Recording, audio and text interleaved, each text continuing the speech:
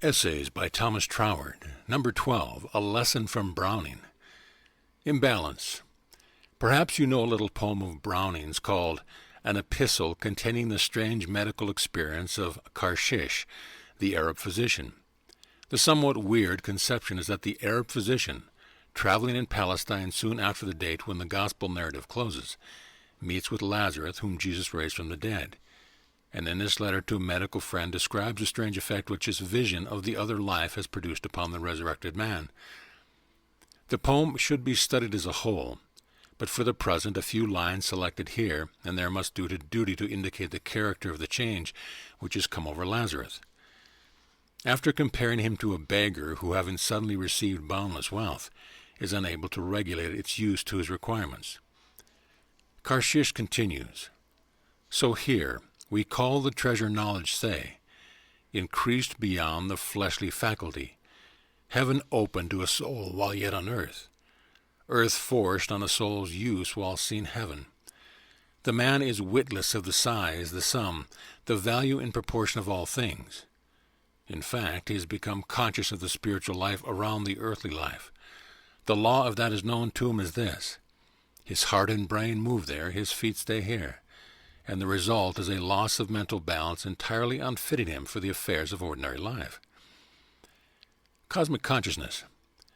Now, there can be no doubt that Browning had a far more serious intention in writing this poem than just to record a fantastic notion that flitted through his mind.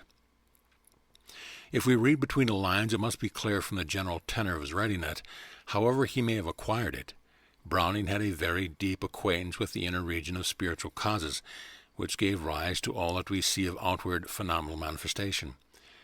There are continual allusions in his works to the life beyond the veil, and it is to this suggestion of some mystery underlying his words that we owe the many attempts to fathom his meaning expressed through Browning societies, and the like attempts which fail or succeed according as they are made from the without or from the within.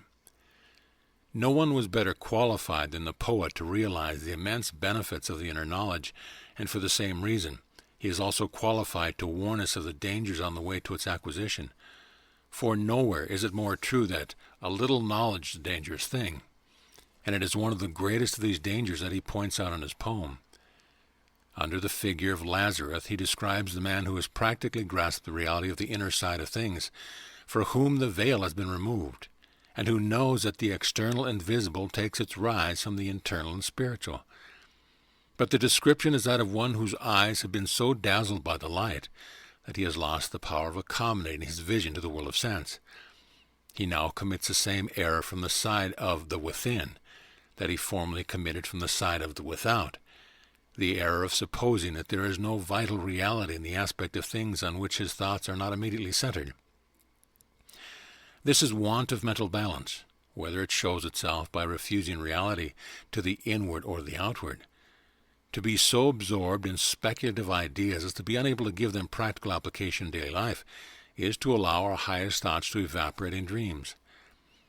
There is a world of philosophy in the simple statement that there can be no inside without an outside, and the great secret in life is in learning to see things in their wholeness and to realize the inside and the outside simultaneously.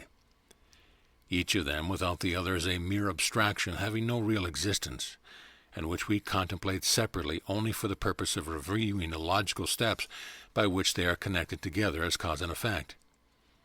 Nature does not separate them, for they are inseparable, and the law of nature is the law of life. Practical consciousness. It is related of Pythagoras that after he led his scholars to the dizziest heights of the inner knowledge, he never failed to impress upon them the converse lessons of tracing out the steps by which these inner principles translate themselves into the familiar conditions of the outward things by which we are surrounded. The process of analysis is merely an expedient for discovering what springs in the realm of cause we are to touch in order to produce certain effects in the realm of manifestation. But this is not sufficient. We must also learn to calculate how those particular effects, when produced, will stand related to the world of already existing effects among which we are proposed to launch them, how they will modify these and be in turn modified by them, and this calculation of effects is as necessary as the knowledge of cause. We cannot impress upon ourselves too strongly that reality consists of both an inside and an outside, a generating principle and a generated condition, and that anything short of the reality of wholeness is illusion on one side or the other. Nothing could have been further from Browning's intention than to deter seekers after truth from studying the principles of being. For without the knowledge of them, truth must always remain wrapped in mystery. But the lessons he would impress on us is that of guarding vigilantly the mental equilibrium, which alone will enable us to develop these boundless powers whose infinite unfolding is the fullness of life. Service. And we must remember above all the soul of life is love, and that love shows itself by service, and service proceeds from sympathy, which is the capacity for seeing things from the point of view of those whom we would help, while at the same time seeing them also in their true relations, and therefore, if we would realize that love, which is the innermost vitalizing principle even of the most interior powers, it must be kept alive by maintaining our hold upon the exterior life, as being equally real with the inward principles of which it is the manifestation. End of essay.